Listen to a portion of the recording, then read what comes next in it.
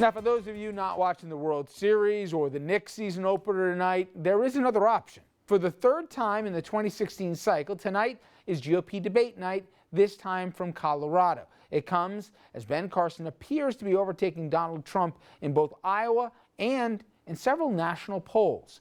Backstory number 2, CNBC carrying and moderating the debate. That means a larger focus on economic issues and business. Or if you like a conspiracy theory, try this one. CNBC, Comcast Network, the same Comcast that produced and ran Donald Trump's show, The Apprentice. In fact, CNBC used to air old episodes of the Trump show as well. Or maybe the reason to watch comes from Ohio Governor John Kasich, who's still well back in the polls. But again, this is a guy who's going to share a stage. He says that he might just go off here on the rivals tonight. Yesterday, he said he has had it with people like Trump and Carson peddling crazy ideas, asking what happened to the GOP. And he said that they and others, they need a reality check. All right, let's first get to the platform, both the messengers, in this case CNBC. They have already said that they're not going to be targeting Trump, certainly as Fox did in the first one. I mean, with people watching, you really think they're going to take it easier on Trump because the show was on CNBC or anything else, or is that just, it just sounds good? Sounds good. Yeah. They're going to focus on Trump because Trump equates ratings. It's as simple as that. Now, even though he's not the front runner anymore, but so, you know, everybody says, oh, we care about the economy. But Richard, tonight it's going to be a little bit. So we'll see. It's going to be interesting to see how much Trump goes after Carson. I'm not concerned about Trump or Carson or anybody getting an advantage or a disadvantage because of that. My bigger concern is that this is CNBC, so things like the cut taxes mantra will never be questioned by the panel, and things like, you know, the overseas international trade deals are not going to be questioned by the panel.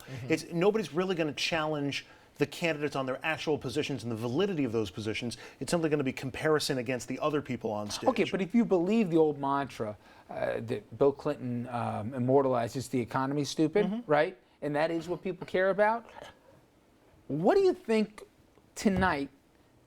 There may be some daylight that might actually matter in terms of a position, because you actually have to say something if you are talking about the economy. Well, I think the candidates who are weaker on substance, Trump, Carson, probably will not be able to answer the follow-up questions to a lot of these things. I mean, you can't just say, like, I've got the best plan with the best advisors and we're going to have the best economy. That's not going to play so well tonight. I think the candidates are actually have to put up serious positions and plans for action and things that and explain why they think it might or might not work. And I think you could wind up with some of the lighter weights. Trump, Carson. You know what? I can't believe I'm saying this, but every time I've assumed the 15 minutes were up for Trump, he does something that either gets free media or gives him attention. I got to think he's got at least one more card to play, especially if he's on a stage and he's going to try and make the point that that he's the only one on the stage that's actually run a successful business, and if Fiorina says anything, he'll be happy to talk about Hewlett-Packard, okay? But the rest of them, he's going to say, you guys couldn't run a candy store, let alone, the American economy here. Whether it's true or not, forget facts at this point, right? I think he might actually have the right platform tonight. Really? Yeah. Because of the business aspect? Well, because, again, let's look who he's against. Jeb Bush, for all of us assuming it's a matter of when that he'll finally get his act together, he still hasn't had a coherent sentence his campaign trail, okay? Please, you're going to tell me that Ted Cruz and Marco Rubio are really going to come across as economic wizards, right? And then at the end of the day, does anyone really care what Christie's got to say? I'm just saying I can see a path here where Trump, he's now going to probably be a more comfortable thing than being front runner. He's going to get to go on attack. Well, the one I'm watching is Jeb Bush, because he must come out of his regular demeanor. The, calm brother, who doesn't get upset, that's not going to fly anymore. He's got to go after Trump, and it's going to be interesting. This week he's gone after Rubio. Does that say anything? It says to me that he's upset that the state's lesser-known official has jumped the line to run for president and challenge And then him. he thinks when all is said and done, his biggest challenger is going to be Rubio, that the Carsons and the Trumps will eventually fade. Look, I'm going on record.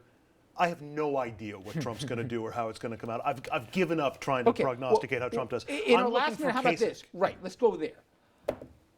I think of all of them, he's the one who's actually got the best record if you look at Ohio and all the rest. Do you think, let's say, Andrew, he calls them all crazy on the stage and says it's time for a grown-up to stand up. What happened to the Reagan party of the Big Ten and the rest? Is there any daylight that he can find if he goes there? He'll distinguish himself, but is this what the base wants? If he has a Howard Beale or a Bulworth Yeah. moment on stage and just starts going off on everybody, I think that could actually work. And I think you look at some of the personality that Trump has brought to it and some of the anger and the nastiness that he's brought to it. I think there is an audience for that within the campaign. It certainly would be refreshing. I don't know if he's got the game to back that up and to go full bore with it. You get on that stage, you get in that spotlight, and you get a little trepidatious. You don't want to go too far. You don't want to be seen as crossing the line.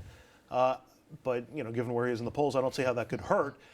I think there is an opportunity there for it, and if people don't rise up to the challenge, that he might be able to get a boost from it. I would love to see it, if only for the entertainment purpose. All right. Guys, thank you very much Yep. here, and nice job at that very sad event earlier today in Queenstown. All right, coming up next, is there anything that justifies a police officer doing this to a high school girl? Now, I know how I'd react if that was one of my daughters who got body slammed. We'll discuss this shocking case after the break, and also we have an update from earlier today out of South Carolina. Stay with us. Our panel of attorneys straight ahead.